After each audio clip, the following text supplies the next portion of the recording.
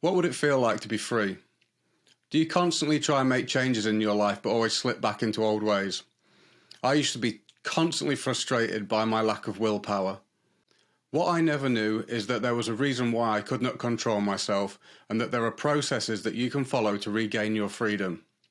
I interview some of the most knowledgeable and compassionate minds talking about breaking all varieties of bad habits and how to actually live a joyful and fulfilling life. Listen to the show and hit subscribe to free yourself from the shackles of the mind. And if you find some benefit, please share it with a friend and let's make the world a better place together.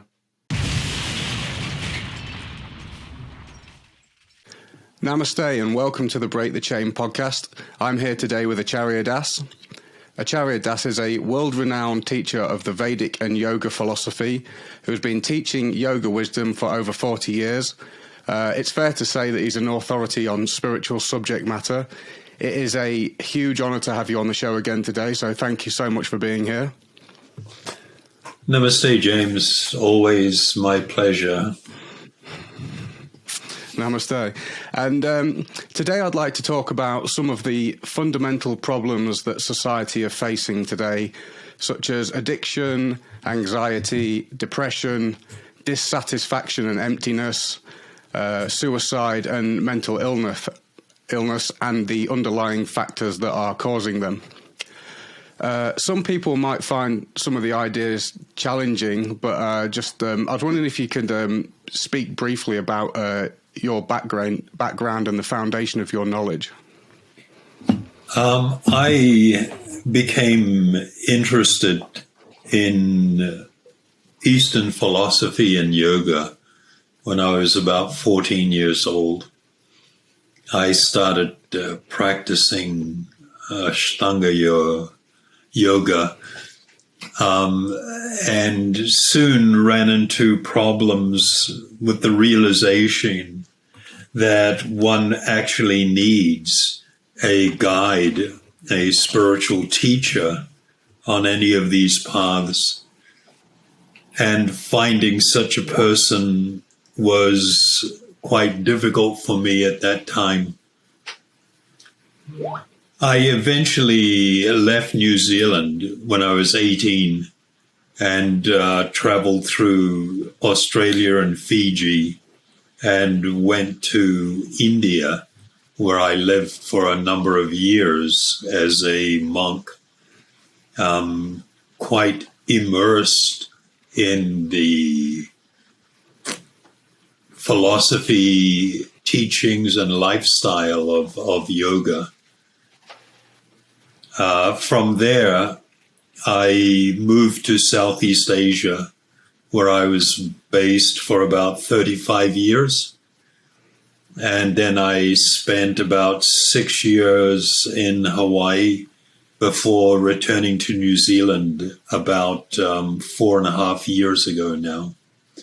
So throughout this time, I've been quite deeply immersed in studying and practicing the philosophy of yoga and Vedic wisdom, and have endeavored to share that with people.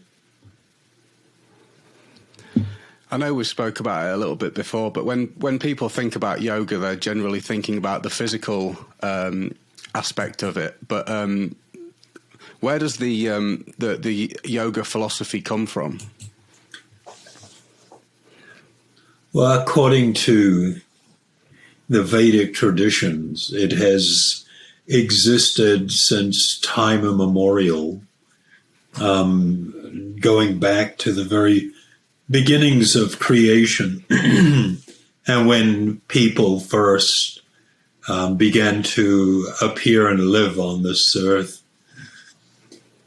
The Vedic texts were recorded or committed to writing about 5,000 years ago by a great spiritual personality.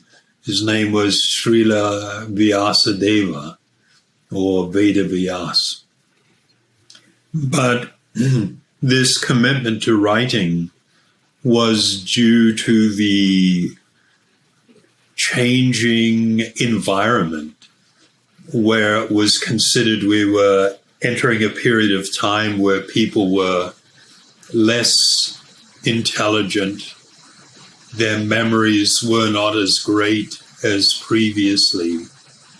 So the very ancient tradition of this knowledge has been one of an oral tradition of spiritual teachers passing down the knowledge to students or disciples who in turn realize the full import of this knowledge and themselves pass it on.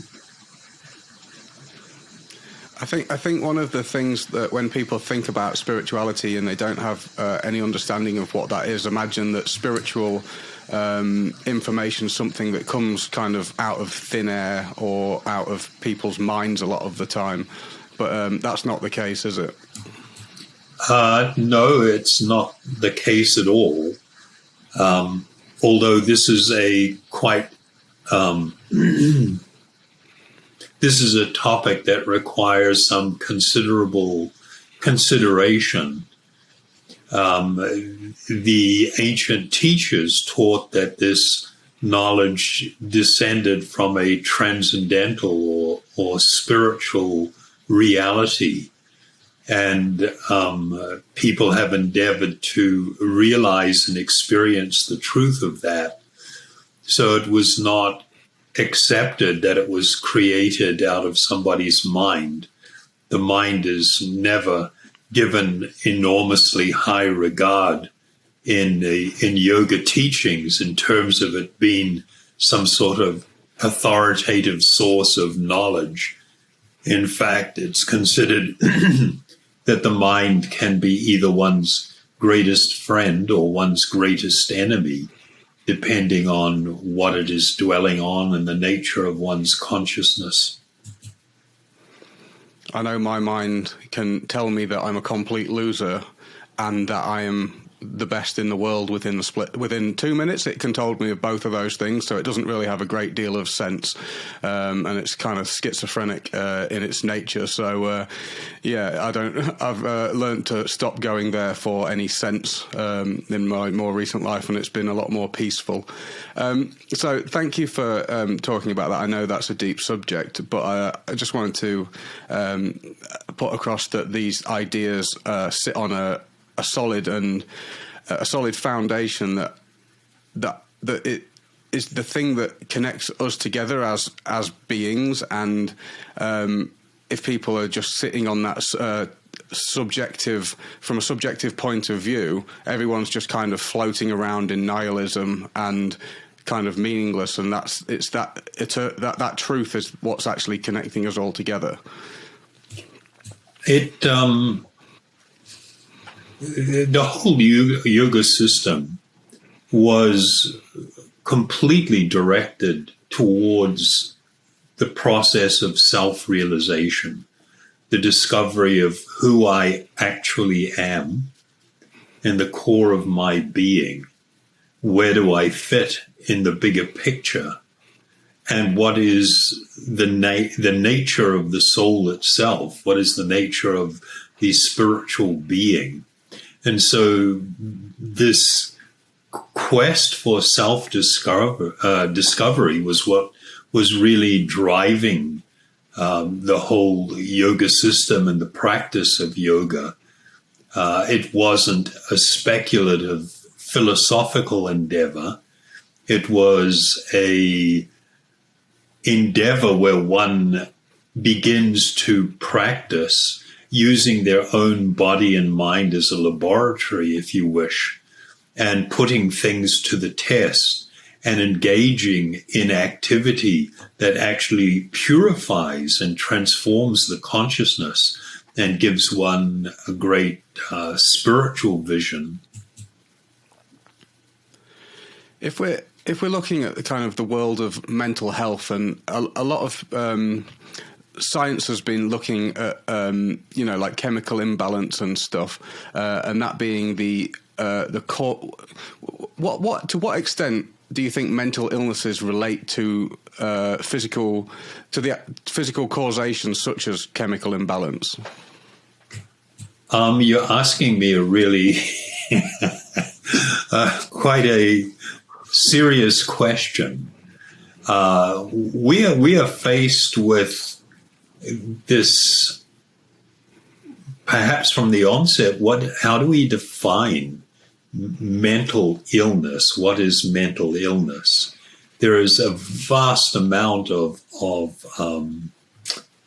evidence out there to show that a certain amount, if not a large number, of the mental or things that are categorized as mental illness have originated with the manufacturers of psychoactive substances, the drug manufacturers, who have in turn spent vast amounts of money influencing psychiatry and having psychiatry be open to considering and adopting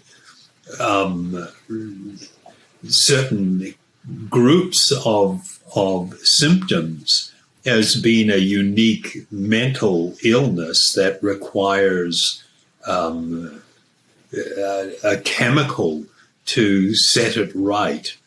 This is a really huge subject, and this is not a conspiracy theory. It's just a practical reality that money is quite often driven the direction, in many cases in medicine, but particularly in psychiatry. And so, you can look at some of the amazing documentaries. It's been well documented how these things have happened and come about. And so the first problem is this idea of mental illness. What constitutes mental illness? Shall we keep going along this line, James? I think so. I think it's important. Okay, well, the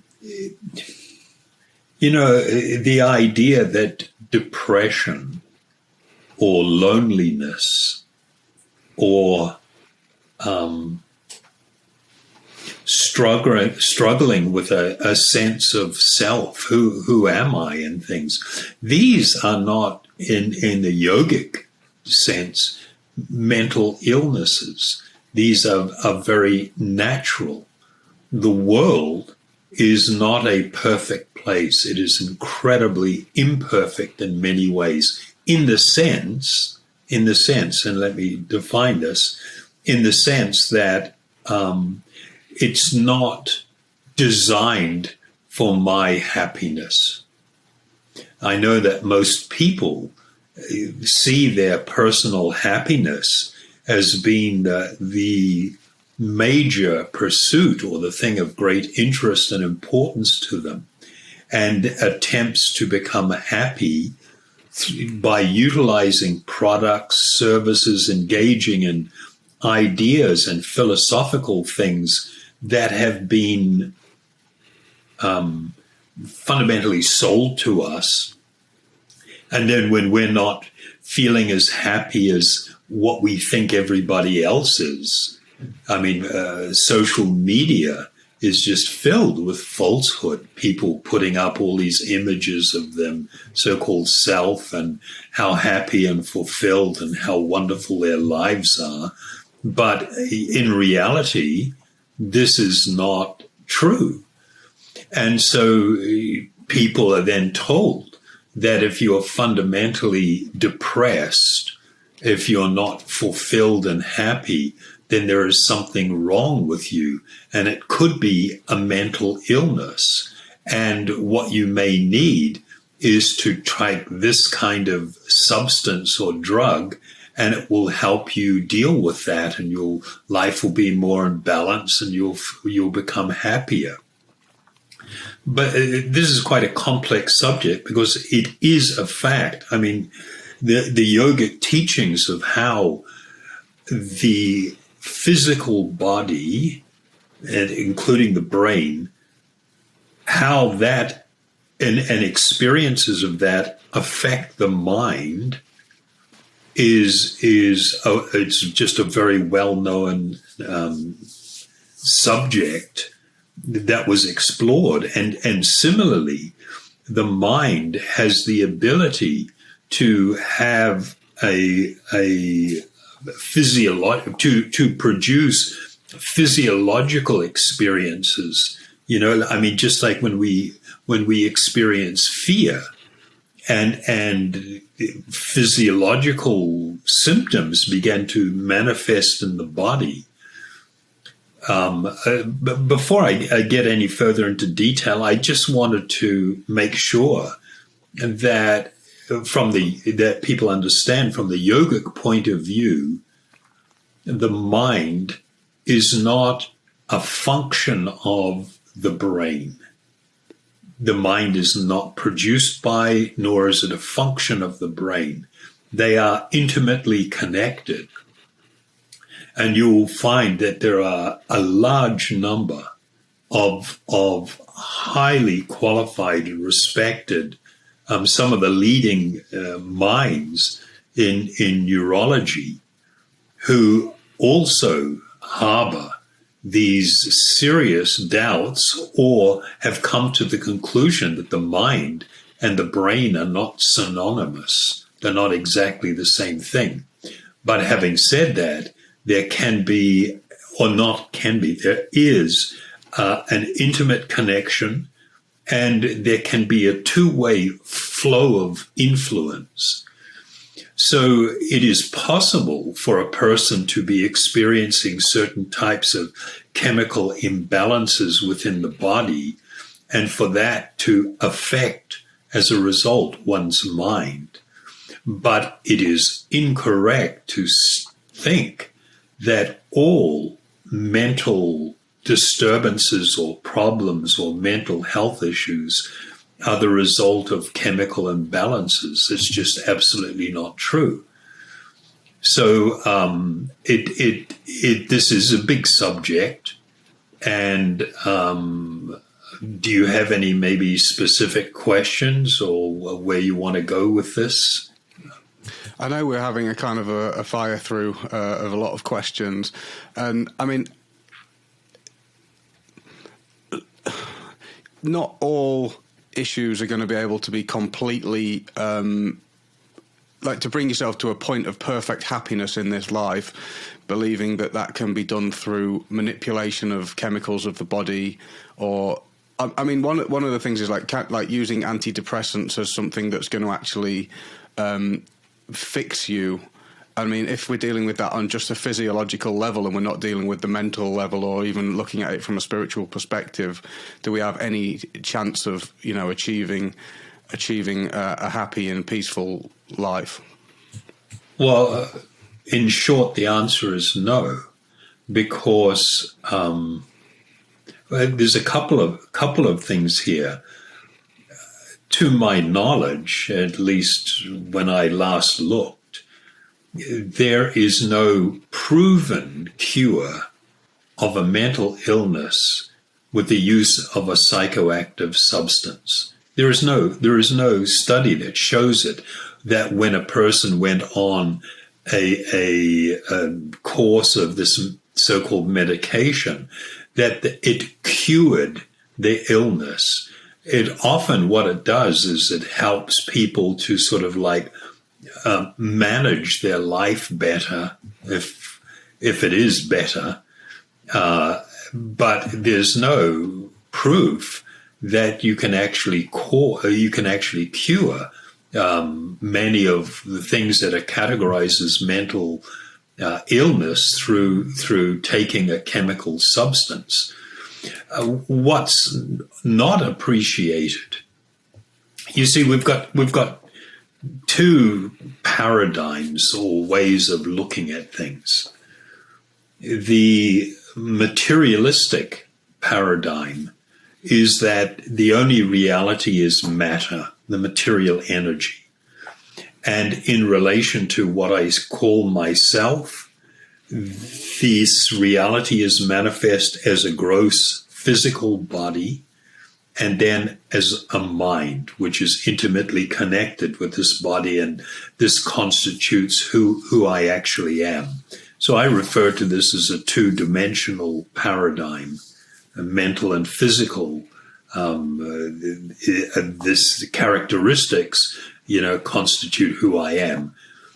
The spiritual understanding is that I am actually a spiritual being, that there are two types of manifest categories of energy within the world. One is the material energy, which appears in a limitless and infinite variety of forms.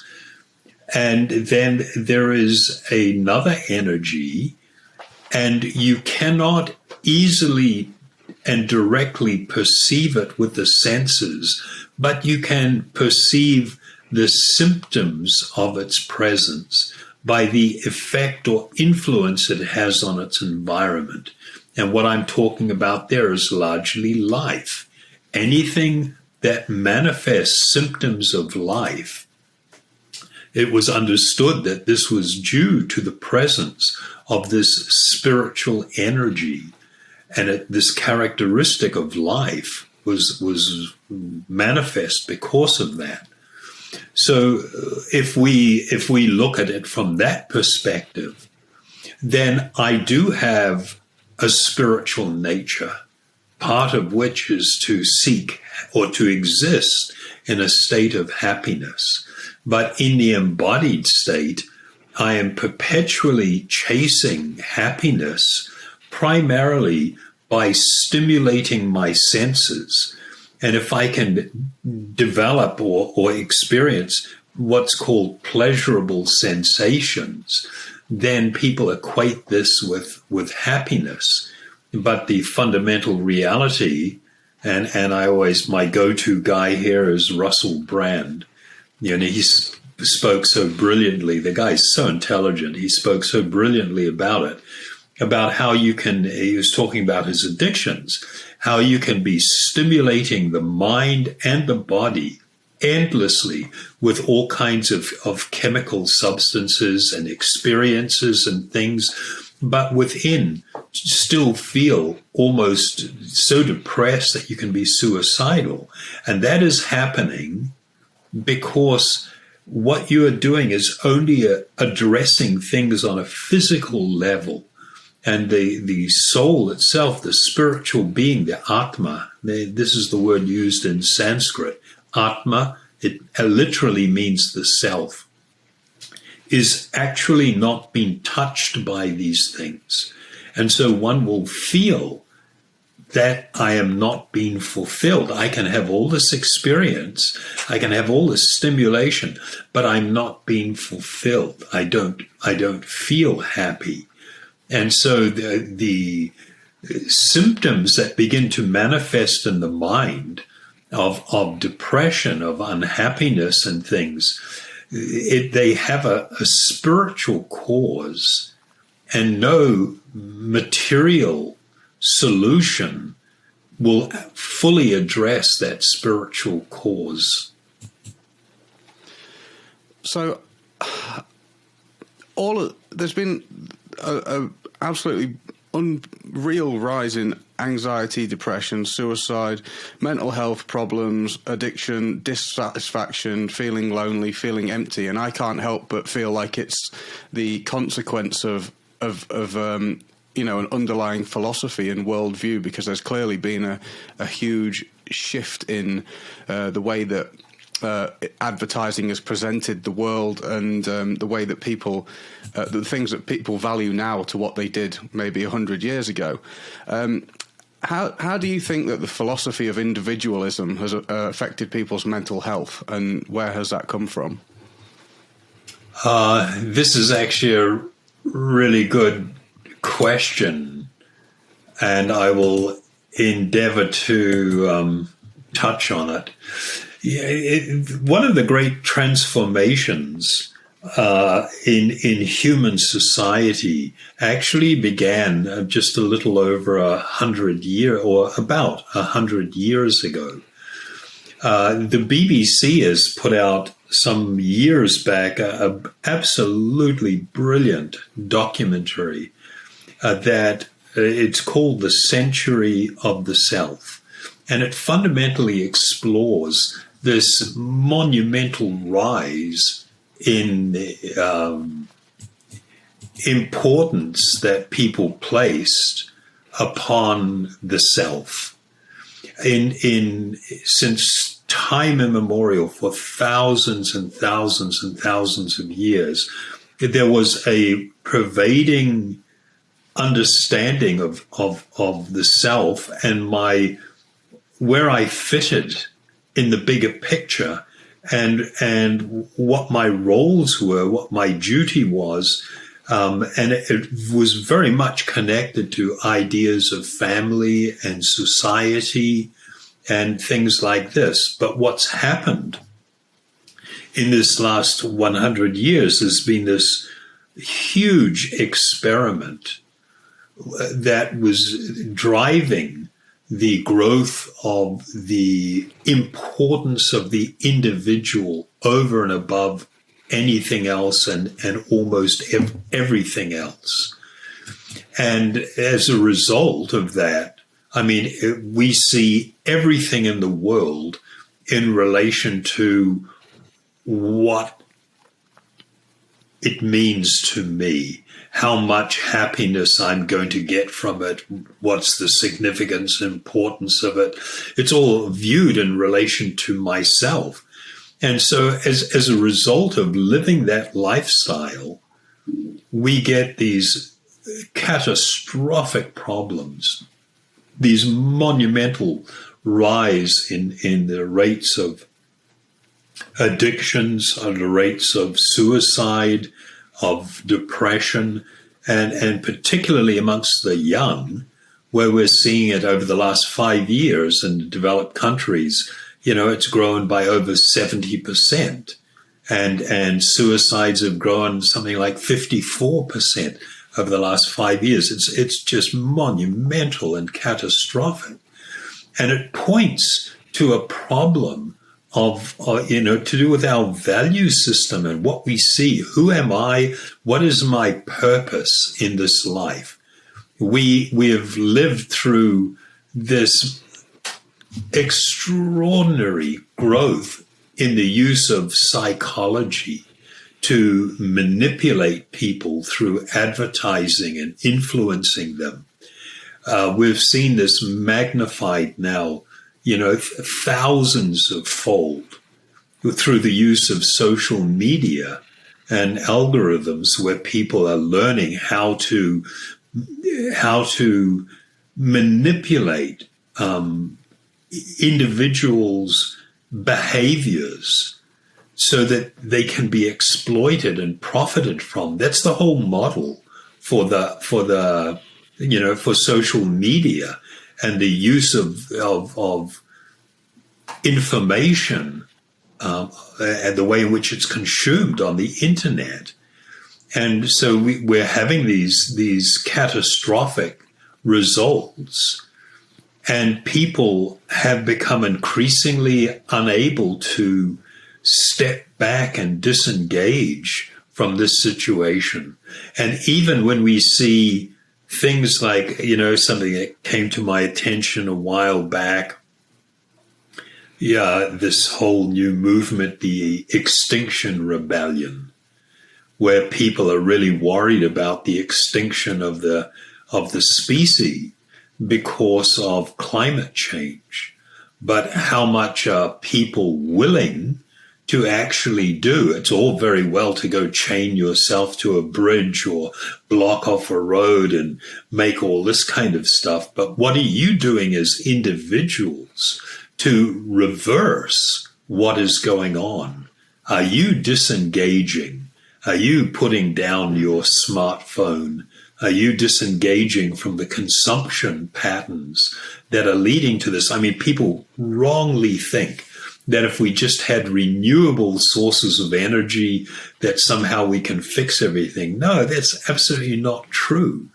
There's a underlying and fundamental problem with patterns of consumption of pointless and endless consumption of things, and it's just catastrophic.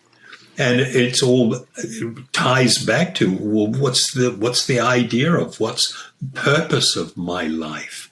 If I have been told that my purpose is to line the pockets of corporations and everything through my consumption, and I'm promised endless happiness and everything through different, types of consumption, then it's sort of like, well, if I'm totally buying into that, and yet I'm complaining about the results, the symptoms that are manifesting, but I'm unwilling to change, fundamental things. So the growth of the importance of the individual over society and the world will make it so that people cannot change their consumption patterns, that they cannot prevent, the catastrophe of climate change. They cannot prevent a lot of the catastrophes that we're facing, because I'm going to place the importance of self, this philosophy of individualism, above everything else. And the fact that it's founded on this absolutely false idea that the body and the mind is the self just points to how disastrous it is. I mean, I feel like this entire philosophy, through obviously what Edward Bernays did with Freud's philosophies of showing that everybody's fundamentally greedy, lustuous, angry, and just and playing on all these things to completely manipulate people, and then through the rise of capitalism and then neoliberalism, and then the government fundamentally handing over the freedom to the corporations to do whatever they want and just absolutely run riot with advertising and manipulating people using human weakness to exploit them. I can't help but feel like, well, I know it's true, but fundamentally, corporations want everybody to be addicts, and it's kind of like they need everybody to be addicts, and it's kind of like addiction's almost like it's like they're bred. Yeah, society is breeding addicts. While you're talking there, I'll just and keep going if you wish. I'll just try to look up a quote that really addresses this. Well, I've got it here. I'll share it with you. This came from a guy by the name of, one moment, let me just open this. He's an ex-Google employee. His name is Tristan Harris. And he did you see him, he was majorly involved with the documentary The Social Dilemma. And he was hired by Google to be their, what was his work? He was a design ethicist, meaning he looked at the ethics of how algorithms and things were designed by Google. And before the US Congress, where he gave testimony, he described the business model of the big social media companies, of course, Google included. And it is, in his words, to create a society that is addicted, outraged, polarized, performative, and disinformed. That's just the fundamentals of how it works. So, when we look at this description, I mean, you've got social media companies actually studying the mechanics, physical and mental, of addiction and of addictive personalities, and then looking at what it is that triggers things, and then using that kind of information to design how they're going to deliver their products, to create more addiction. it's catastrophic, and it's horrible.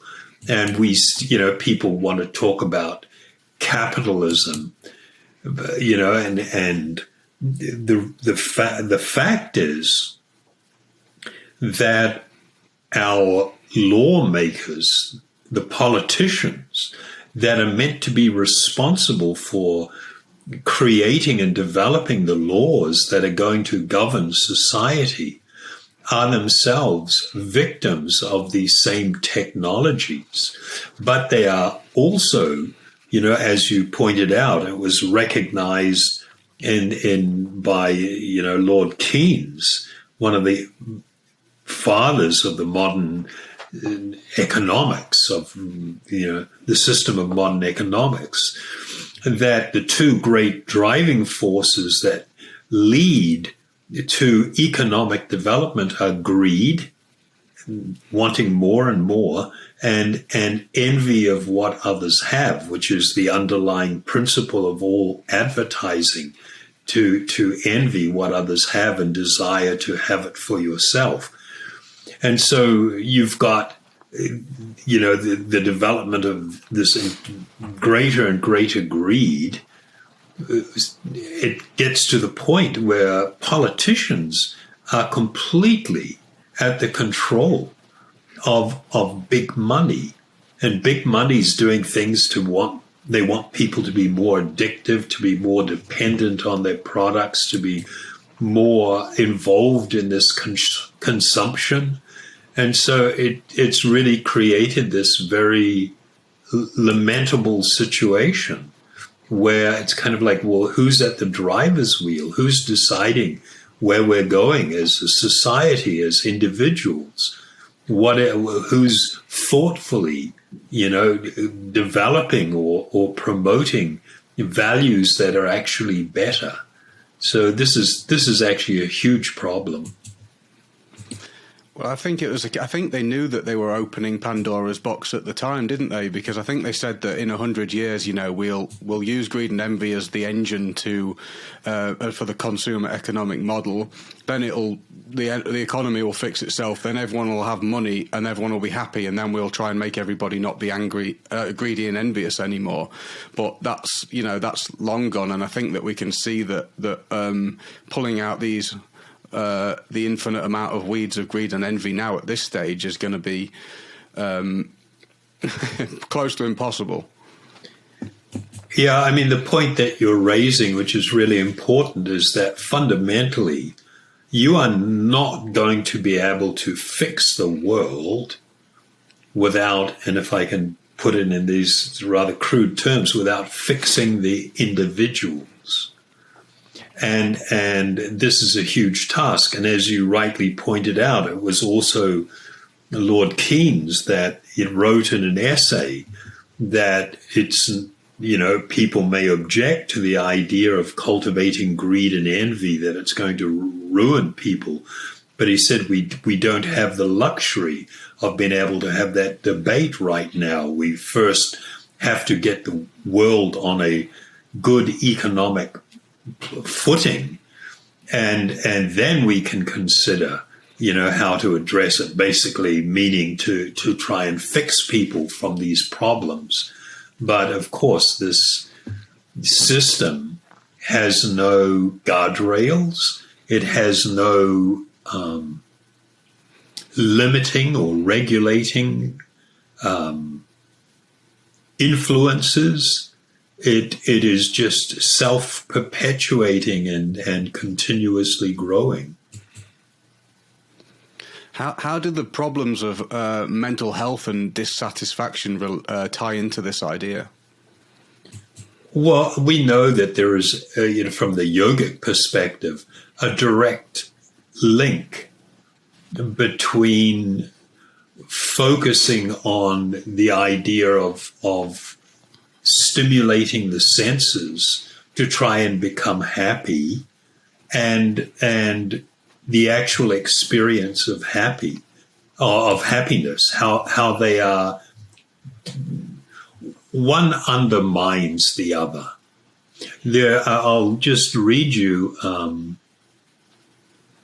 a couple of verses from the Bhagavad-Gita, which is a very ancient text and is very foundational to yogic philosophy.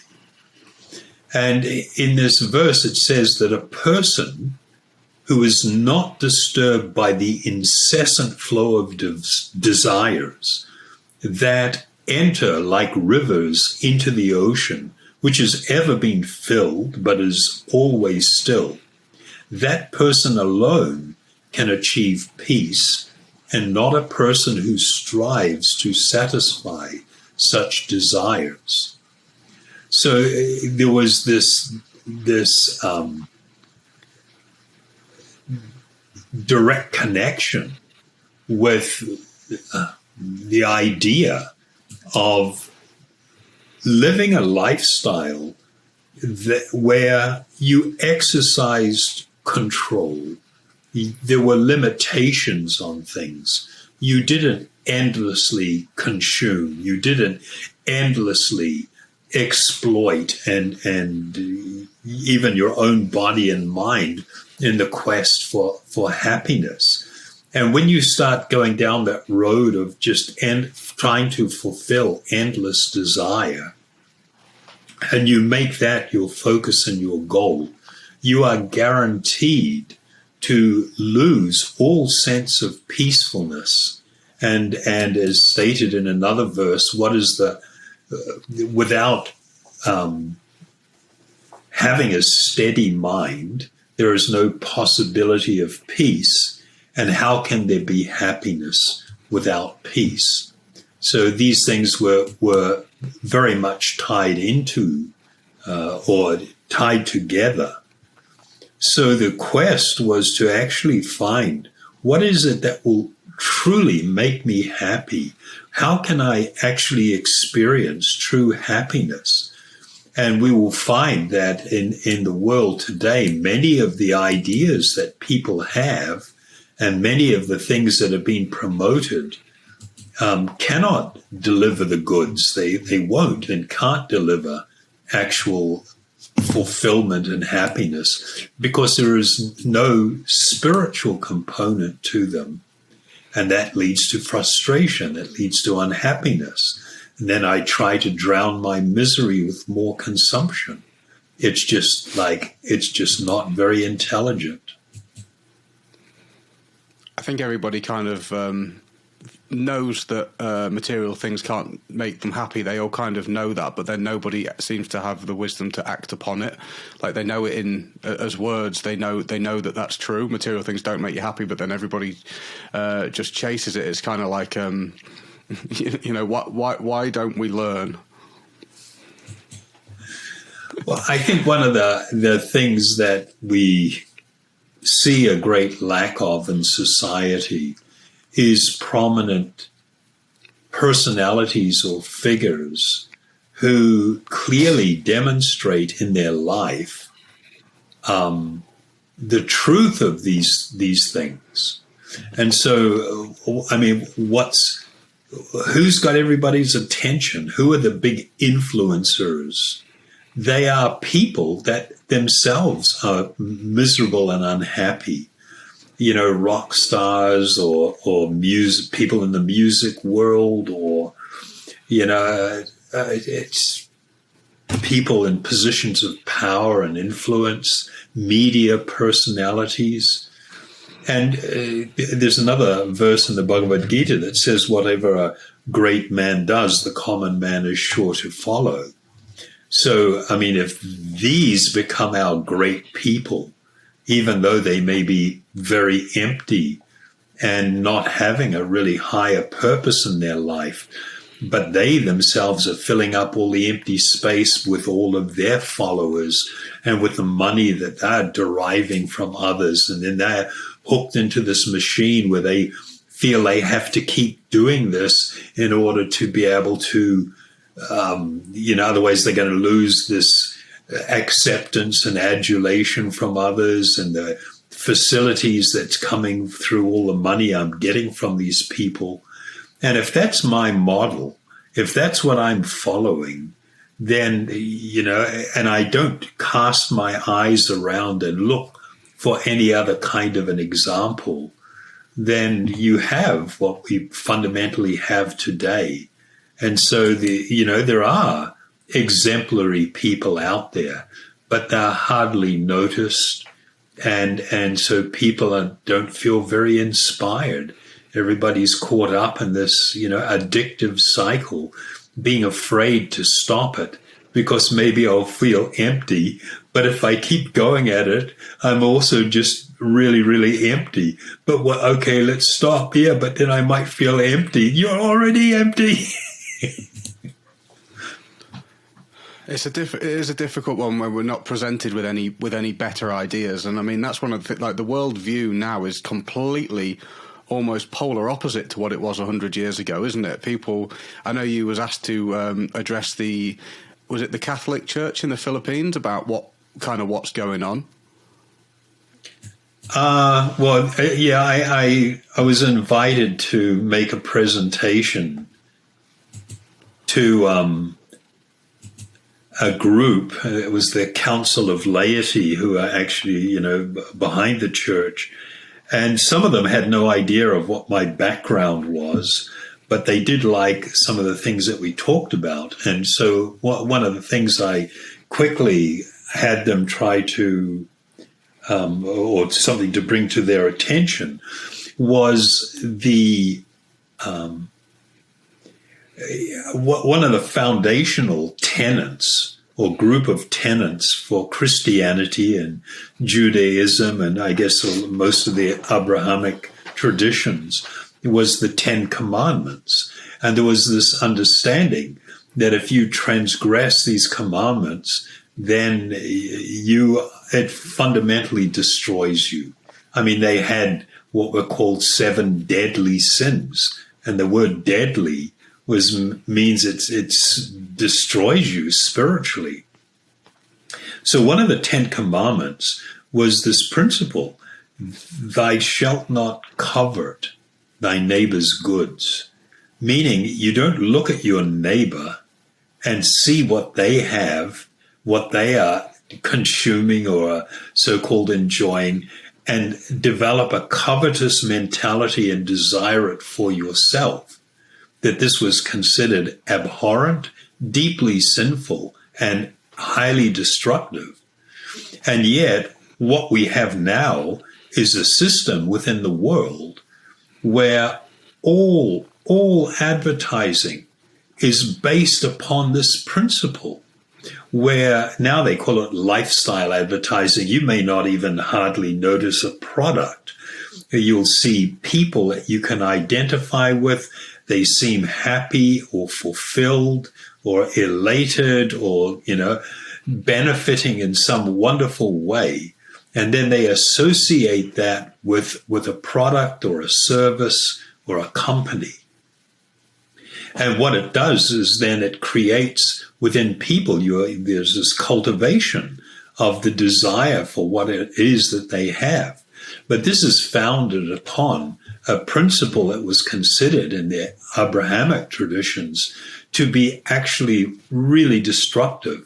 But not only within the Abrahamic traditions, even within all of the Dharmic traditions, this was considered utterly, utterly destructive. And yet we have a whole system, an economic system, and a social system that's really built on this principle, probably more than almost anything else. And it's like, I asked them, well, why aren't the priests speaking up? Why aren't the bishops speaking up? Why aren't the pastors speaking up? Why isn't the Pope speaking out more? Because this is completely contrary to something that's meant to be really foundational to Christianity and other, moral traditions. And it's just like, well, everybody has slid into this. And it's like, okay, so what are we going to do to get out of it? And unfortunately, I guess one of my fears is that it's kind of like addiction, where sometimes people have to crash and burn first. When they are at the lowest position, when they're absolutely everybody's saying, well, if this is what you're going to do, we're not dealing with you anymore, where you are just absolutely, you've crashed and burned, that you become prepared to say, well, yeah, maybe I need some help and maybe I need to change. And of course, it would be really sad and unfortunate if that was played out in the world in a bigger way. And I feel that unfortunately it is heading in that direction. I mean, it has become it's all about me and my reality. And I mean, all of these ancient traditions always have been about community. I mean, envy's a fascinating thing, because you can have an average car and an average house and, all the stuff and be totally happy with that.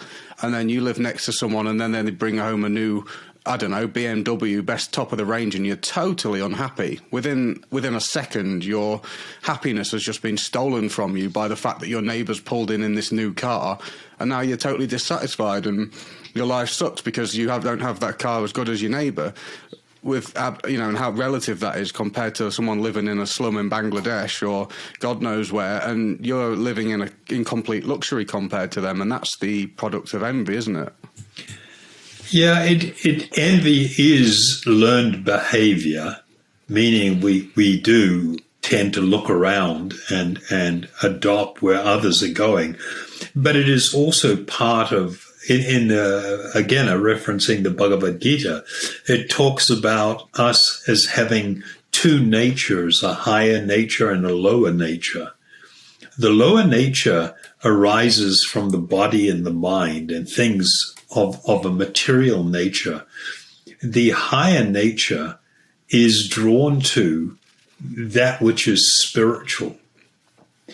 And so what does happen, though, is people can fall into a condition of being so-called satisfied with life and everything around them. The fact that somebody can look at their neighbor, rolling up with a BMW and feeling envious about that, starting to cultivate, well, maybe I need an upgrade in my car, that points to the fact that they weren't actually satisfied previously.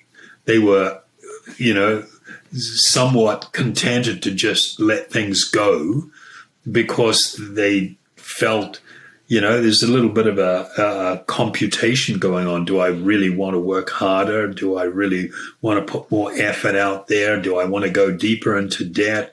Nah, I'm okay with what it is. That should never be mistaken for being factually contented. There is a spiritual term. It is called an Atmarama. An Atmarama is somebody that is categorized as being self-satisfied. And it's a deeply spiritual condition. It's because they are tasting and experiencing something else that is actually fulfilling all of these deep needs and desires that we have. And unless one begins to experience something of that, then we will always be subjected to the influences of greed and envy. The fact that I'm too lazy to get off my bum and go do some extra work some overtime to get more money. And I'm not saying, and I shouldn't have used the word lazy, that's not necessarily the right, it's not only not the right, it's not the right word for it, but a person's just not motivated to do that, okay with the way things are. That should never be mistaken for being actually satisfied. Being actually satisfied is something else. That person may seem to be satisfied, but it's only a question of what it is that they're going to have to be offered to stimulate them to move, in a direction that's somewhat different from where they are right now. That would be the result of taking, tying your self-worth, so-called self-worth, to the things that you have as opposed to looking for something deeper. This word, self-worth, is I get really disturbed by it, the way in which it's used. If you try to tie your self-worth to what your body looks like, or what decorations you're putting on your body, or how it smells, or what you're putting into your body in the way of eating and seeing and hearing things and consuming, or the possessions that you have gathered around you. If you tie your self-worth to any of that, you are destined to be unhappy. I'm sorry. There's no other way around it. You are destined for unhappiness. And self-worth is going to come from actually understanding that I'm an eternal spiritual being. There are no imperfections in my spiritual nature, that I actually begin to reconnect and discover who I actually am as a spiritual being, and engage in a lifestyle that is focused towards fulfilling spiritual need rather than just trying to consume endlessly material things. So this next thing ties in intimately to everything that we've been speaking about. What impact is social media having on the world's current climate?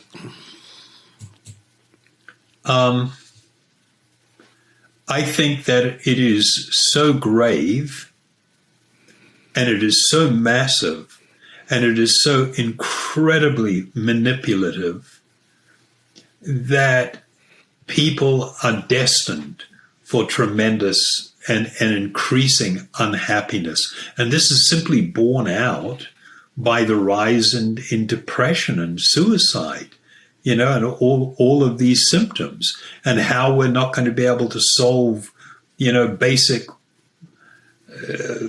things that are happening to the planet as a result of our consumption patterns. It's the impact is huge and catastrophic.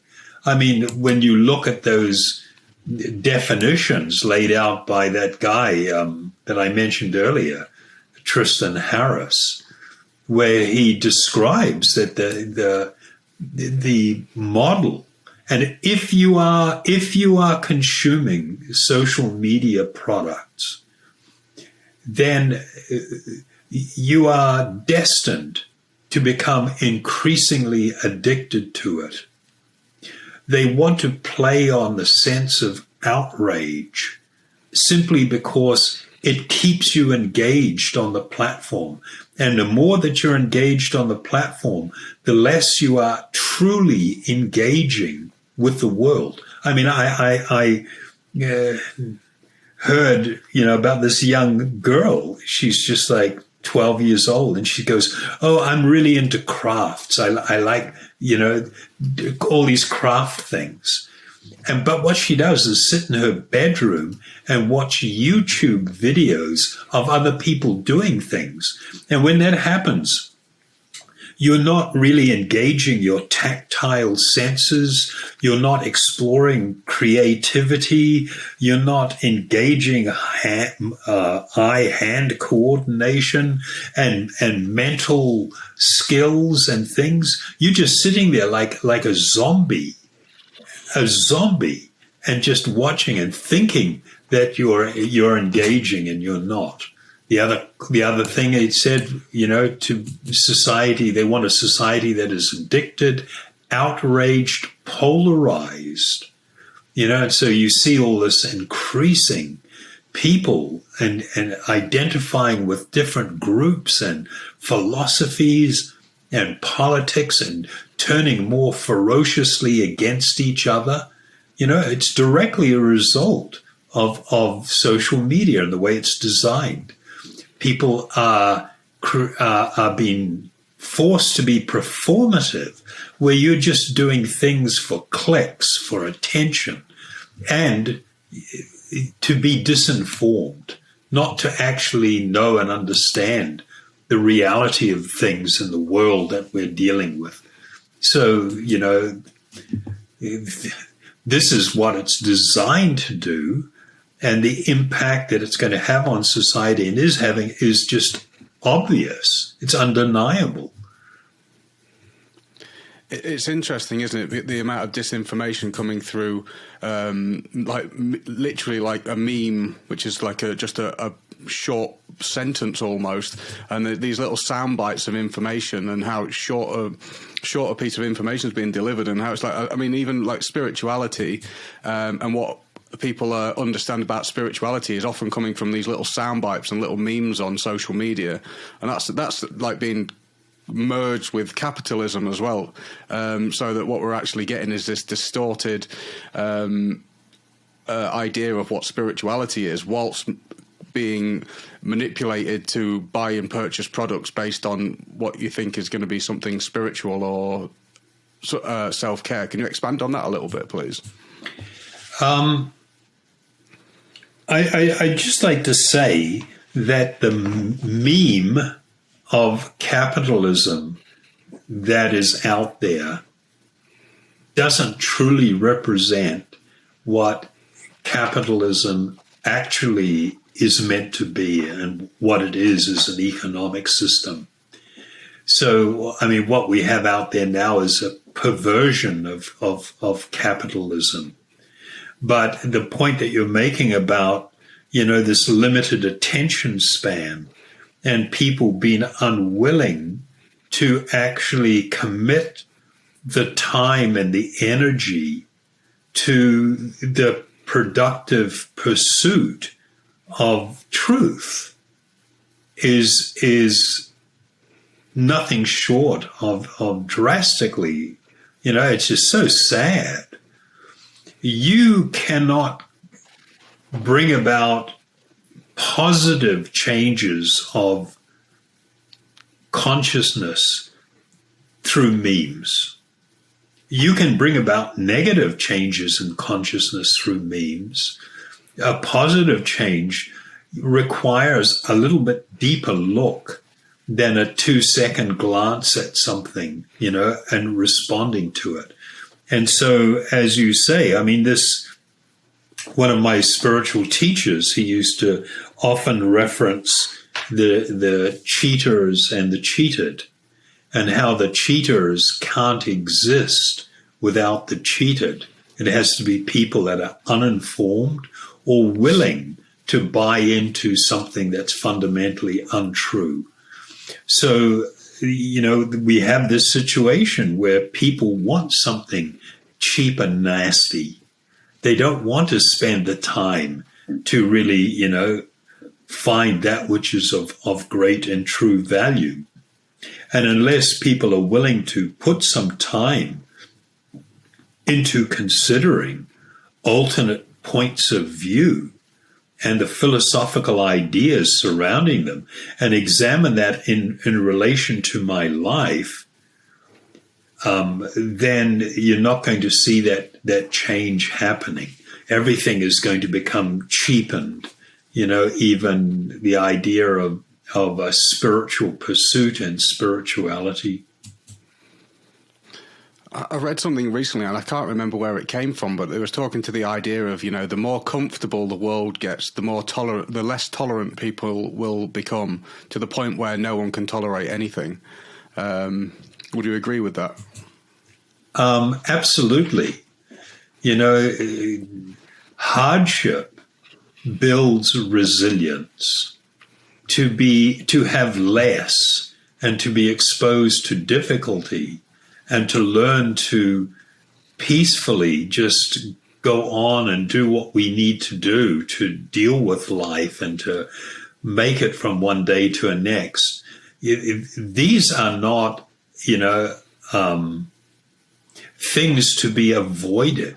Now everybody wants to run away from any kind of hardship or any kind of difficulty, and to live, in a spoiled and pampered environment.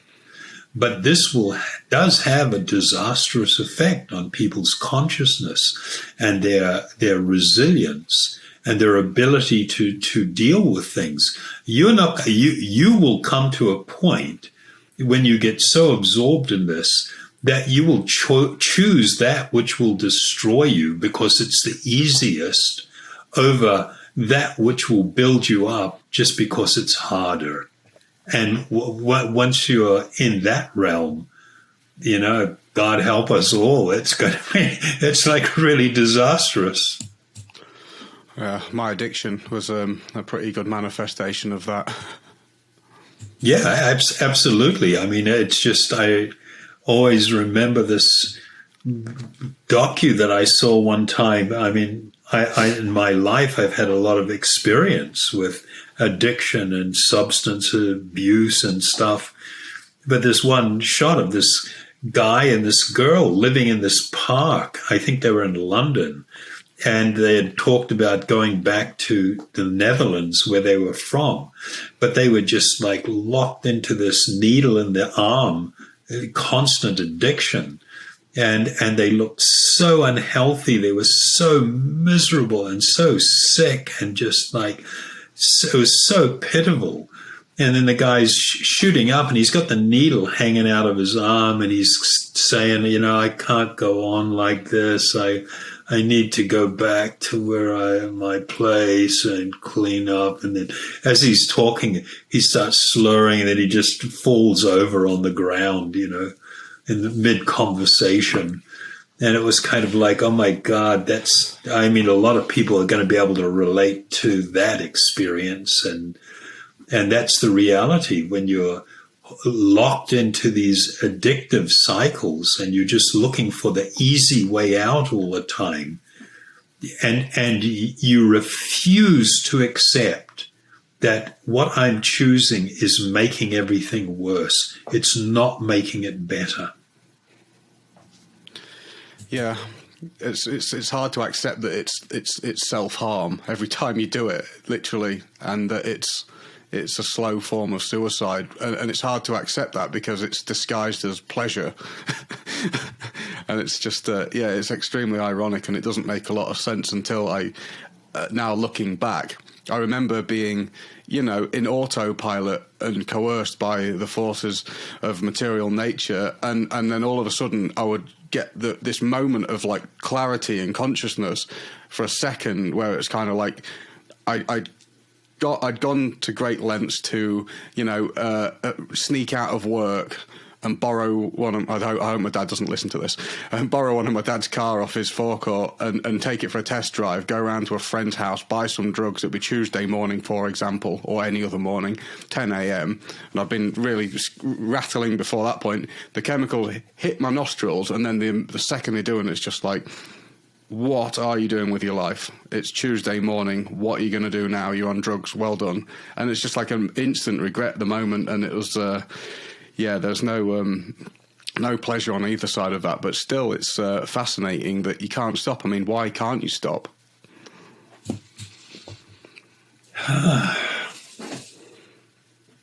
I don't think that there is any one answer. There is a deep spiritual answer to this, but the way in which people are experiencing things, people need some motivation. There has to be something that happens in their life, or something that they suddenly recognize or become aware of, where there is this motivation. Okay, I'm going to accept the more difficult route for the better outcome. But addiction is very much along the lines of, right now I'm totally agitated by a desire to get loaded.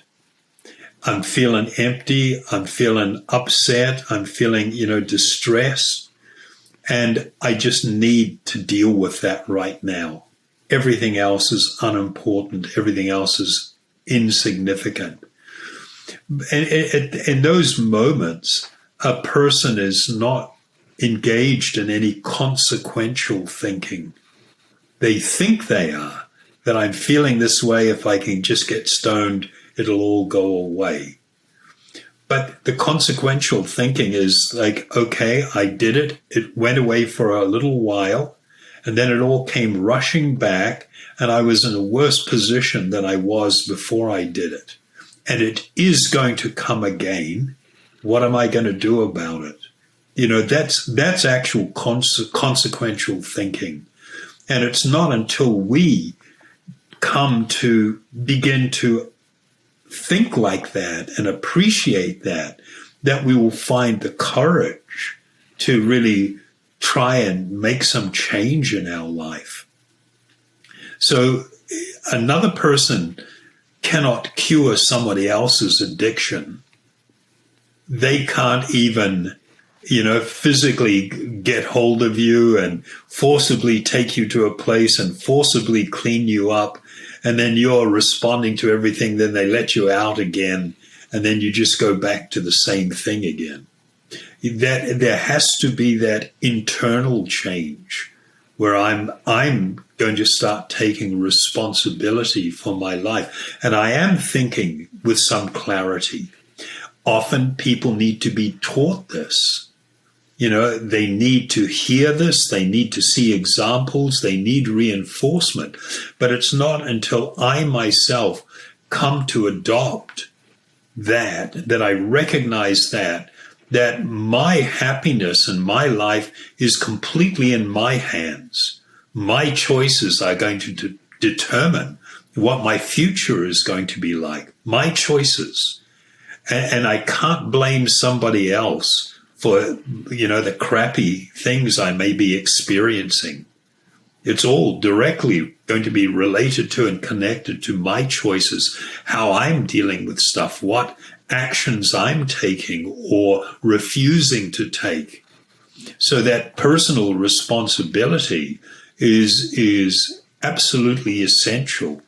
And the question is how to try and help myself or somebody else come to that point of, adopting that. And it will quite often be when I become influenced by another person, that I become touched by their concern and seeing them have undergone change, and I decide, okay, I need to begin this journey. I'm going to need unlimited amounts of help, but I want to really begin this journey.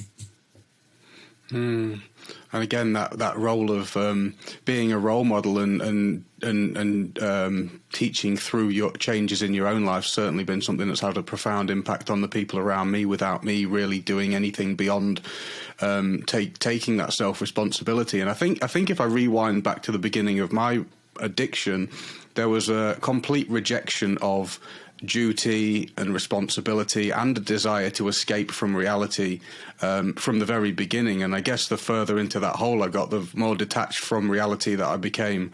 And I think, like you were saying, I think being reintroduced to a more broad and factual, consequential reality, the reality of the consequences, looking at that more long-term rather than being such a short-term thing, and there being a choice to look at the truth. Because in addiction, I think that we don't really want to do that anymore. Yeah, there is this,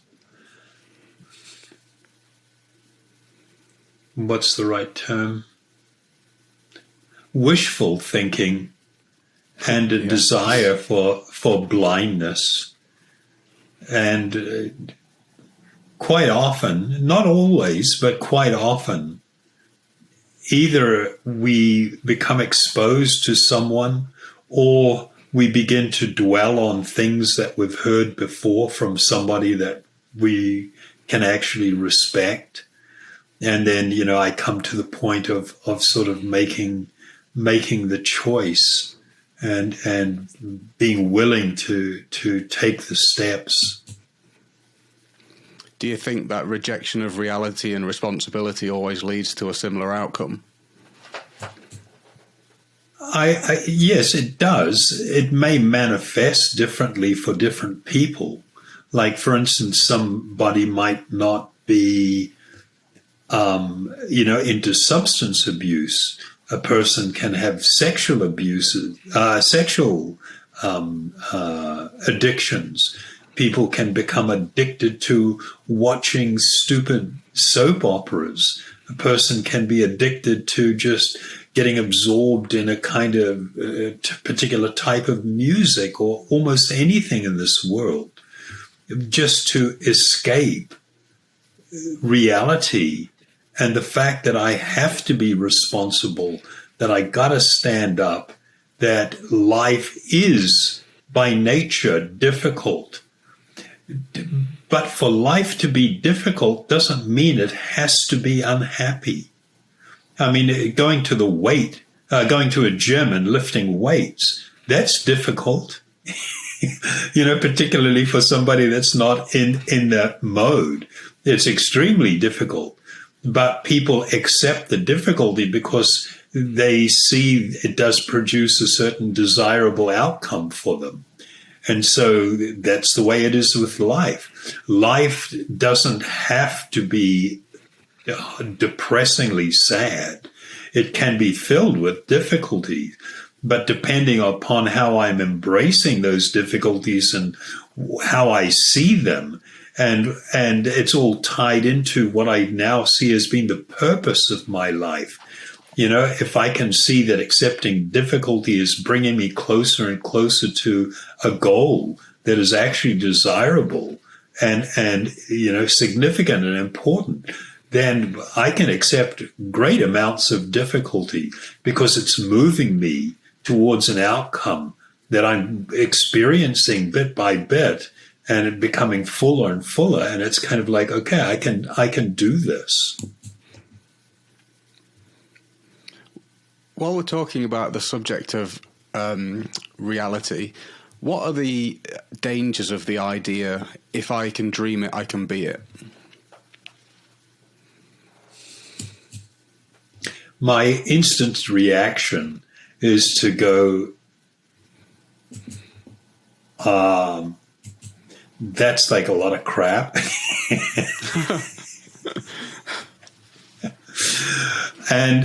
But it has some relevance within certain contexts, like the idea of, having some aspirational idea and then wanting to try and achieve something that is of actual significance and importance.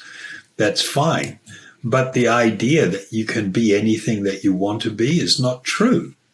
I used the example just, a couple of weeks ago. I was saying, well, you got, a company with 500 employees, and every single person wants to be the CEO. How is that even possible? It's not even a possibility. Everybody wants to be the fastest, the best, the coolest, the most wealthy, the most beautiful.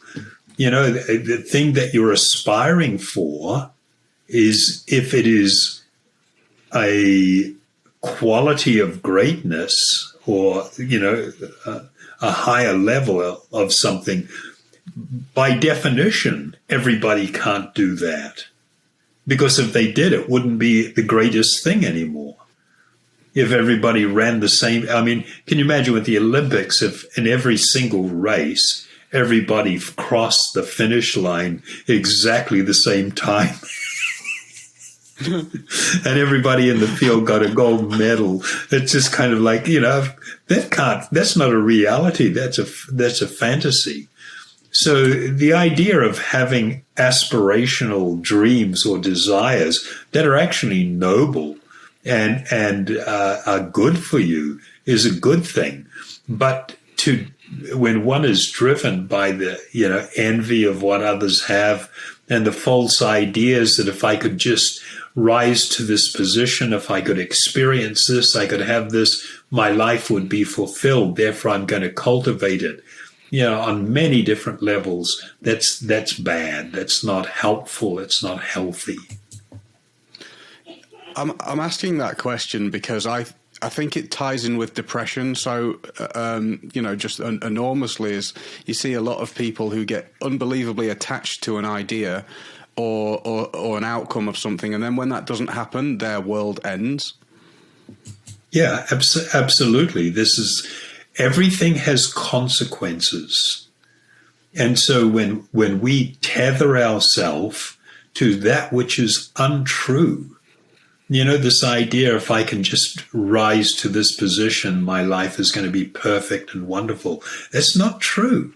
You can get there 100 times over and still end up being empty or suicidal, or you may not be able to get there and still become suicidal or depressed, thinking that I wasn't able to achieve what I deserve or what I need. And therefore, it's a tremendous crap out. So whether one achieves it or doesn't achieve the dream, it's not going to deliver what it is that you're desiring if that dream is not tethered to reality. You recently spoke about people being stuck in their minds and that being one of the biggest contributors to mental health problems. Could you expand on that, please? In the yoga system, the mind is viewed, as I said, as potentially one's greatest friend or one's greatest enemy. And the distinguishing thing is whether one's mind is considered bridled or unbridled. Bridled means it's been controlled, like a bridle at you put on a horse, with a bit in its mouth and the reins to steer and guide it. And so the message there, rather than allowing your mind the freedom to just go wherever it wants, and that I should then just be constantly following that, which is really what addiction is all about, or whether I make a decision that I should be putting my mind to good use. I should be in charge of and directing my mind and not being a victim of it. The yoga system is very much focused on this reality, and people then engaging in practices that make it so that my mind becomes a tool that I use for good, my good and for the good of others, rather than me becoming a victim of my own mind and just allowing it to go wild and becoming enslaved by its endless desires and wants and fantasies. It's interesting that you've brought that up, because I think, a common theme of people who suffer from mental health problems and addiction especially is there is a desire for freedom and a desire to control things, and an inability to be able to deal with things changing. Can you speak a bit about what freedom actually is, and talk to the idea of control, please? There is a pervasive idea in the world that has come about with this, monumental shift in society towards consumerism, where people think that freedom is the ability to do anything that I want to do, to experience anything I want to experience. And if I can do that, I will be free.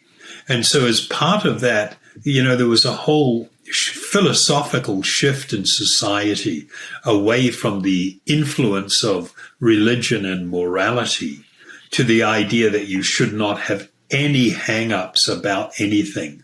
You should be able to do anything that you want to do and just wallow and relish, the experience without any sort of like the feeling of somebody looking over your shoulder or passing some judgment. And this is a false idea. This is not freedom. a couple of things. One is every act that you engage in will have a consequence, and you cannot escape those consequences. So the laws of karma were such that when you engaged in certain actions, yes, there will be an equal and opposite reaction that comes from it. You are affected in terms of your own consciousness and the development of desire going forward by choices that you make. You are constantly subjected to so many results that begin to shape your life from choices that you make. If you think that just because you could unimpeded make a choice to do something that you are free, that is really childish and naive. You have to consider that for every action there is a consequence, there is a result, there is an effect that you will experience. It will be an effect sometimes physically, sometimes mentally on your state of consciousness that will lead to other types of decision making. I mean, you can feel that I'm free to make this choice, and that can be the first step in a whole series of things that brings you into the most horrible situation, where you're absolutely lost. The mere fact that you could freely make that choice doesn't mean that you're free. Your freedom is measured by whether you are free from the effects or the results of those things. So leading a spiritual life, it was understood that one became free from karmic consequences, from consequences of it having a really negative effect on your consciousness, on your mind, on your desires and things. It was liberating and uplifting. So freedom is not the freedom to choose to do whatever you want. That's an animal. That's what an animal does. But even then, an animal's not free. They're bound by the consequences of their choice.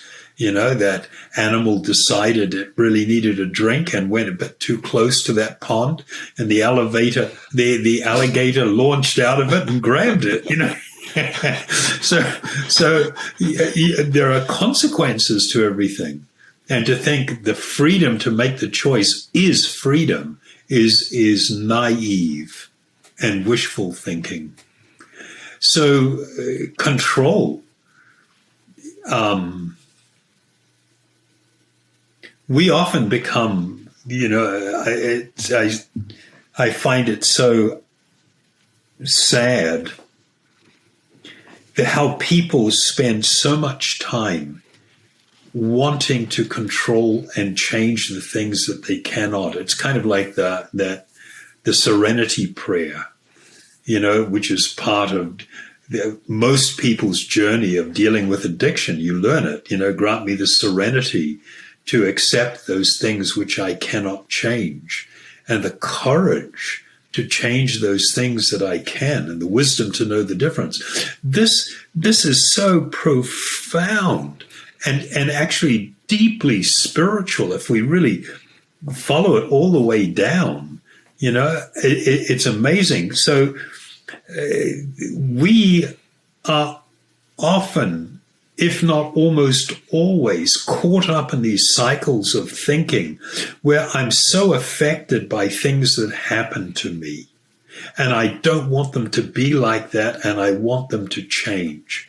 And I don't embrace, because there is a lack of serenity that comes from a spiritual vision, I don't embrace the fact that there are going to be endless things that happen to me that I cannot change. What I have control over is how I react to things. The decisions that I make, the decisions of what I'm going to put in my body, how I'm going to live my life, how I'm going to deal with others. These are areas that I completely have control over. And you will find that people that are, hedonists and people that are dealing with addiction, they get these two things back to front. They are just constantly trying to change that which they cannot, and they are not manifesting any courage to actually begin to change the things that they actually have control over. And so, if we learn to gradually switch that around, and we learn to be able to, peacefully accept even that which is unpleasant. But if I have no control over it, I have no ability to change it, then I do have the control over how I'm going to process that, how I'm going to live with that, how I'm going to relate to this other person. And that's the area that we really have control over, and we need to exercise that control. But instead we relinquish that, we give it away, and we just always want to change the stuff that we actually can't. Yeah, and I often wonder if that's comes down to a lack of awareness around what freedom really is. Because if we're driving down the road and we see the big golden arches and we have to pull in because our tongue tells us that we want a burger, and then we go in and we eat a burger and we think we're free because we did that, we've not been aware that actually the advertising's got us. McDonald's want us to force us to eat a burger, and we've been manipulated to do that, when in actual fact, did we really want a burger? Was it what's actually in our best interest? The freedom would have been the awareness of being manipulated by the advertising and that not being in our best interest, and the freedom would have been not giving into the endless amount of desires that our mind are producing. Yeah, I mean, what you're touching on is like, it's incredibly deep. The reality that we are so controlled by others when we think that we're free, when a lot of the stuff that's going on in my head and the way I'm processing things and stuff has all been put there by somebody else, is a clear indication of a lack of freedom. But in the Vedas, in the Upanishads, there is a description where they use this analogy that the body is, they use this analogy of a chariot, where you have a chariot that's been drawn by 5 horses. And the horses, there are reins that they have that are coming back to the driver of the chariot, and then there's a passenger. And in this example, the 5 horses are considered the 5 senses, the sense of smelling, of tasting, touching, hearing, seeing. And the reins were likened to the mind. If no one is holding those reins and steering the horses, and the horses are allowed to run free, then the passenger in the chariot is in a situation of grave danger. This faculty that we all have, it's called buddhi, which literally translates as like intelligence, not like IQ intelligence, but, the intelligence to know that I have this power to say, I'm not going to follow my mind, I'm not going to follow my tongue, I'm not going to follow my ears or my genitals or whatever in this particular instance. I'm going to exercise control because it's in my interest. And then my mind's rebelling and going, no, just go for it, just go for it. And then there is this higher faculty that goes, no. You do that, this is what's going to happen. Is that what you really want? Because that's what you're going to get. It's not this first thing you're being promised. It's the stuff over here. That's what you're going to end up with. Do you really want that? And then the decision is made, okay, we're not going to do that. So this system of and this understanding of how these things work was really an important part of yoga and the yoga system and spiritual development. And it was about the ultimate form of control, where you are exercising control over your mind and your desires and not being victimized by all of these things, that you have a higher purpose and goal in life, and you're living your life heading towards, in that direction where these outcomes are brilliant and wonderful. Awesome. I'll just, 2 more quick questions and then we'll talk about some solutions to these problems. What is anxiety?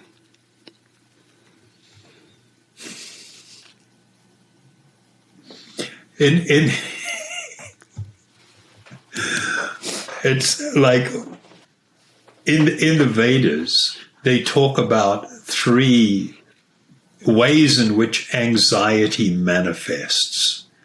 But if we think of it philosophically, it's this desire to be in control and to be experiencing that maybe I'm not. And that manifests in so many ways and on so many levels. So they talk about, when people have a desire to get something, whether it's an object, whether it's an experience, whether it's a relationship with someone, whatever. I have a desire to acquire or to attain or to have something. There will be always an accompanying anxiety that, what if I don't? Or maybe I won't, or maybe I won't be accepted or enough, or I'm not good enough, or whatever. Anything in that category. But it's basically about me wanting something and being afraid I won't get it. Once a person acquires that thing that they were after, there is now, the anxiety doesn't go away, it changes. What if I lose it now that I have it? And all the myriad of things that fundamentally come from that. Feelings of insecurity and all this stuff, this fear I'm going to lose it. Then finally, when I lose that thing that I had and I was deeply attached to, the anxiety is, if only I hadn't lost it. If only I had have been more careful, if only I had have not said that, if only I had have made another choice. And then there's a whole mountain of anxiety that goes with that. So what we see is, prior to having something, when we want it, there's an anxiety. Once we acquire it, there is another anxiety manifests in another way. And then finally, when I'm losing it, it's separated from me, there is an anxiety attached to that. So it's sort of like, it is still anxiety, but it's just manifesting in different ways. And to a large degree, a deep reflection on that serenity prayer can really help people and to deal with most forms of anxiety. Of course, it's tied to so many things, but that's a sort of like a little bit of an overview. Yeah, that was a huge revelation for me as someone who suffered really badly with anxiety, is the possession of things, people, places, whatever it might be, at every stage of that possession, and trying to control, there was an anxiety attached to it, and it was never there was never going to be a destination for it, and the renouncement of trying to control those things was just a gateway to peace. Yeah, that's a good description. It gives way to peace. Yeah. Can you please tell us the story from prison about suicide, please? Okay, this was something that was actually quite a far-out experience for me. We do run mindfulness and meditation classes to try and give people in prisons tools to process their past, where they are currently now and where they're going, and to develop a deeper spiritual appreciation of things, and that will hopefully, make it so they can live a lot better life.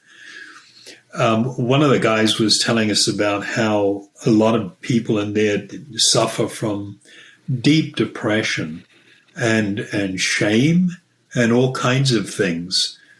As a result of his situation, he had contemplated suicide. And he had, which is very difficult to do in prison because it's like you're constantly watched. So he was in a unit where they weren't locked down all the time. There was a common area that people would go to and stuff. And he found one little place where he felt he could go and commit suicide and not be stopped from doing it. And he had figured out the method that he was going to use and when he was going to do it, and really thought about it for quite a while and everything. And then on the day that he made the decision to go do it, he went to that spot and there was somebody else there in the process of trying to commit suicide.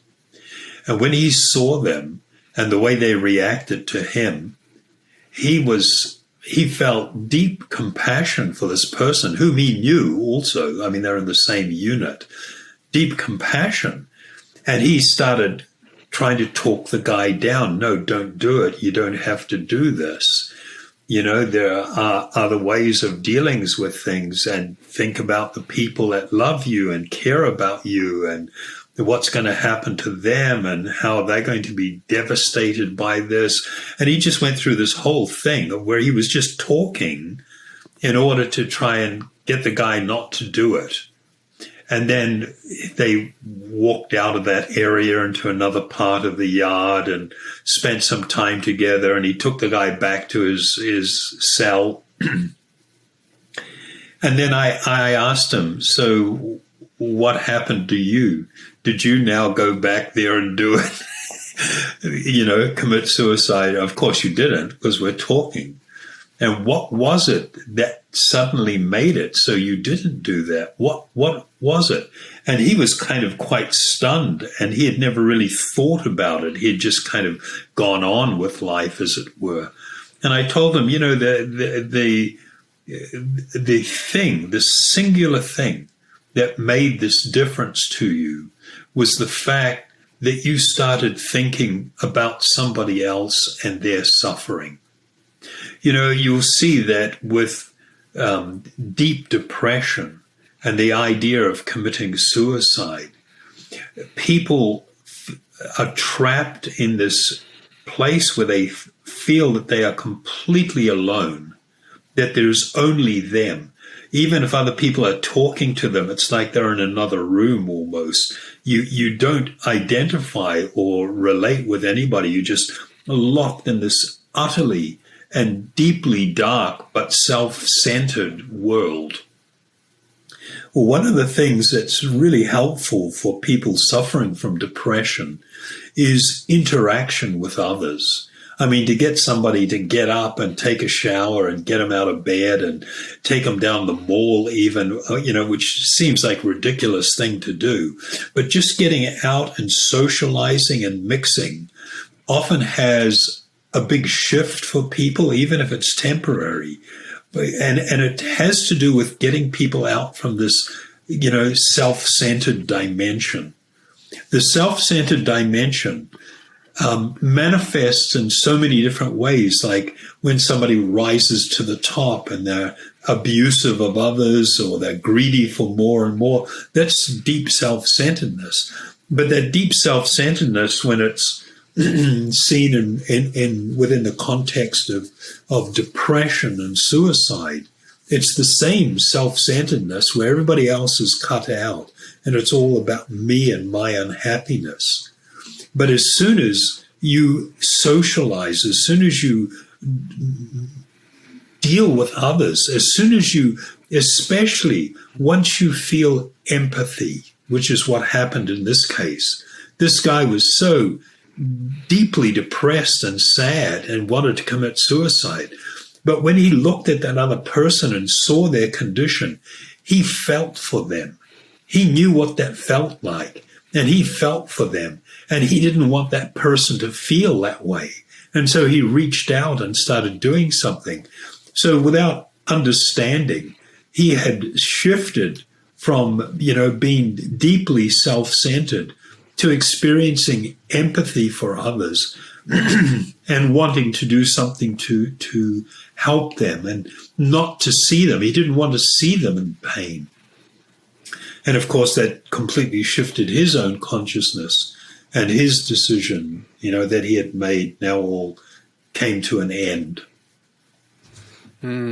I'll just talk to that idea of self-centered as well, because it's always something that's... as soon as someone says that, everybody gets real defensive. And I understand why. I mean, I've been depressed. I know what that's like. And I think it's that there's a progression that leads to that position, that situation where I think you're so overwhelmed by the pain of your own existence that you can't. In that situation, it's extremely difficult to think beyond that a level of overwhelm and pain that you're in. But what you're proposing there is that the way out of that is actually to start to think beyond yourself and your pain, even though it is very difficult. It is a difficult. I mean, unfortunately, in some respects, the word self-centered, people don't really hear it, because it's often used as something that you accuse others of, to shame them or to beat them up or something. Oh, you're just so self-centered, But it's actually a really deep word, and it's really an important word. And if we get rid of those, the things that we normally associate with and just actually consider it, you'll see that this lies at the heart of, from the yogic perspective, of what we refer to as the material condition, the condition of self-centeredness. And the spiritual condition is epitomized by selflessness, meaning where I'm actually more concerned about others than I am about myself. Some people will go, oh, well, if you're so concerned about others and you're not taking care of yourself, then that's another form of self-harm. And it's no, you're not understanding. You've got to be a little bit deeper than that. Oftentimes when people make, no, I'm not going to say oftentimes, there can be situations where people are tying self-centered ideas to how they are going to be relating to others, what they're doing for others, etc., etc. In such a state, even though they are doing so much for others, the underlying impetus for them doing that is self-centeredness. And in that situation, it's not healthy, it's not good. So I'm using this word self-centeredness and selflessness in the deepest possible way that can be used. And when it's understood in this way, free from all the inebriety and baggage of material consciousness, it is absolutely liberating and brilliantly warm and wonderful, and it's perfection lies there. It's very difficult when philosophically the Western ideas are encouraging us to be in this consciousness, and I think that's tied to the entire problem, isn't it? I'll use myself as a case study, in the sense that my consciousness was. I mean, I think most people would hold this belief. I want to fulfill my desires. My desire is to go and be a snowboard, live on the mountains. I want to snowboard every day. Maybe I want to work from the laptop a little bit. Don't really want to do a lot of work, but I want to have a lot of money. And I've got this dream and this life, and that's my goal, and that's what I meditate upon. I want that and nothing else. And I'm not hurting anybody, so it's cool. I'm not selfish. I'm not hurting anyone. I just want to follow my dreams. This is my dream, and that's totally my consciousness. But the fundamental reality is that I'm not caring about anybody else. And my whole focus, and this is true, this is what, like, before I came into spiritual life, like, this is what I was used to meditate upon, because this is what I wanted to achieve. But the reality is that my entire focus was only about me. I wouldn't call people very often. I wouldn't ask people how they are very often. I totally fixated on this thing, and I was just an absolute anxious wreck. I was so anxious because all I wanted was this thing, and I was only thinking about myself. That meant that I neglected people in my day-to-day life. And from my point of view, I wasn't a bad person. I wasn't a selfish person, but I was self-centered. I was self-focused because the only thing I cared about was me, and I manifested mental health problems. Yeah. I mean, what you've said is perfectly true. And just to tie in some of the other things that we've talked about, we see one of the effects of social media is to actually desocialize people and to make them increasingly more self-centered and self-focused, to the degree that people even have, like now, they've got all these studies of younger people that have used social media a lot, their phones. When they sit in front of somebody for an interview or a conversation or something, they have a really hard time making eye contact with others. They have a really hard time just looking at somebody else in the eyes and speaking. There's this kind of apprehension, there's this fearfulness of, and kind of like wanting to hide away. And so, like, with people, speaking badly to others over social media and doing things that they would never do to somebody's face, it all ties into this thing of people getting lost in their mind, lost in their head, and becoming increasingly and utterly self-focused, rather than living amongst others, feeling empathy, feeling kindness, having a higher value system, wanting others to be happy. And so we're creating a very hellish world when it's, all of the technology and the social norms are driving things to, becoming increasingly self-centered. Absolutely. Thank you so much for going through. We've been through all the miserable stuff. I was wondering if we could talk about some solutions to these problems now. Is there an equation for happiness?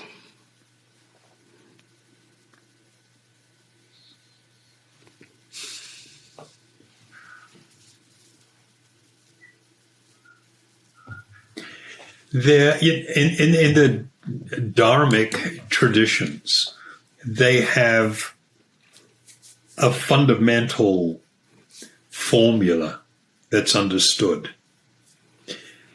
Ignorance equals pain or suffering. That all pain, all suffering, all unhappiness comes from ignorance. Accepting something that is not true as being true, accepting something that is not worth anything as being very worthwhile. Ignorance in all its forms produces unhappiness and pain. And the opposite is also true, that knowledge brings happiness and peacefulness and freedom from pain.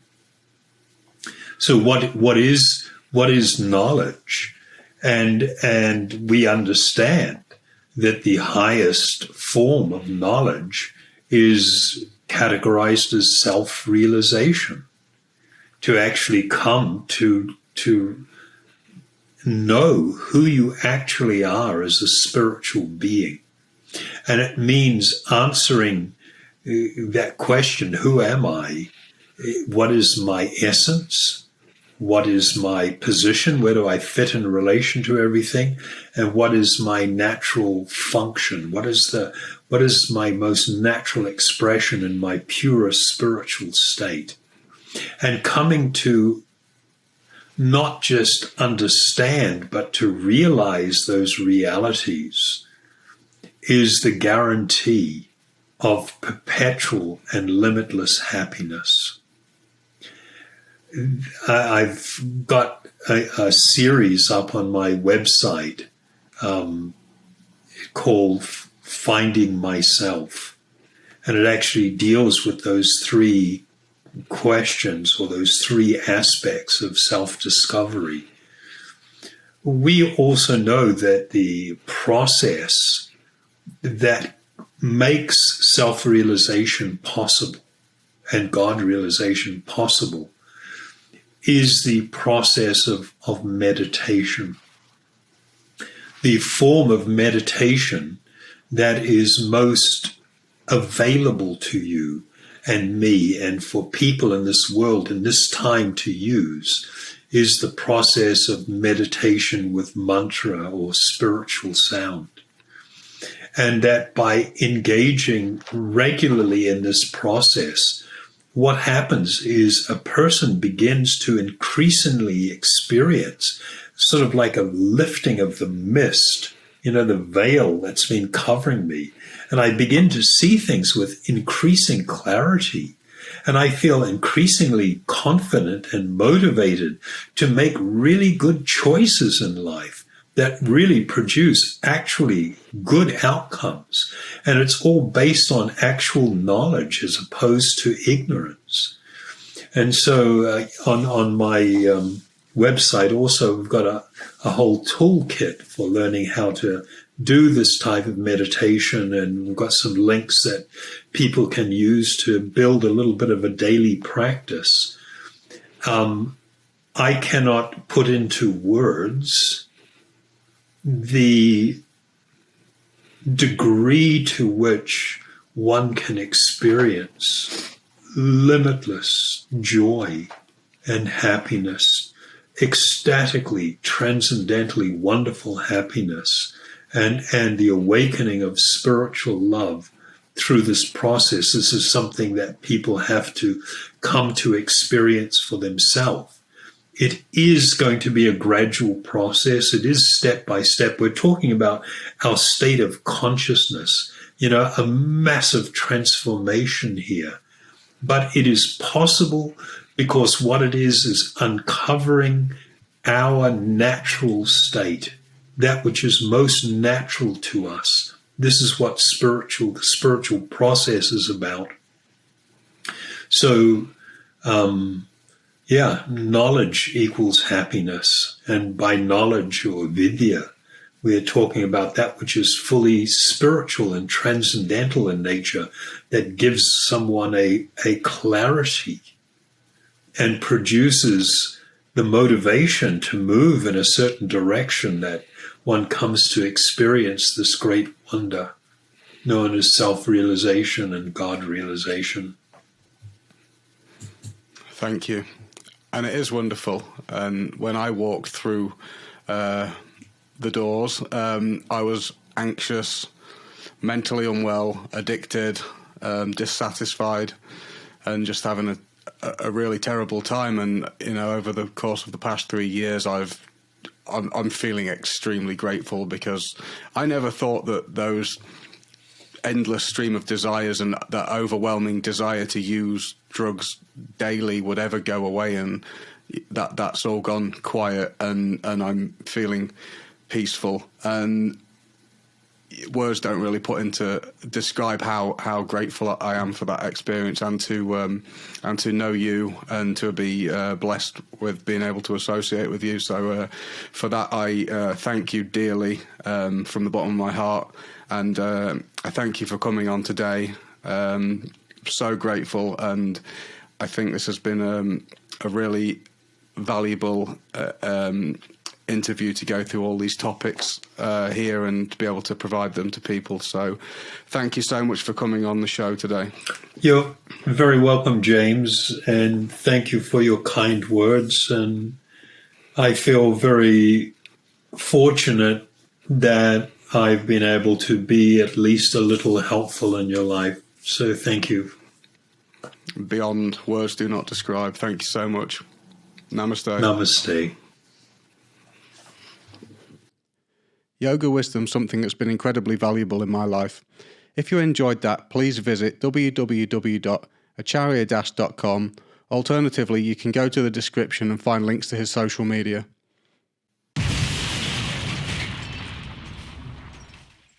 I hope that you enjoyed the show, and I really appreciate you stopping by.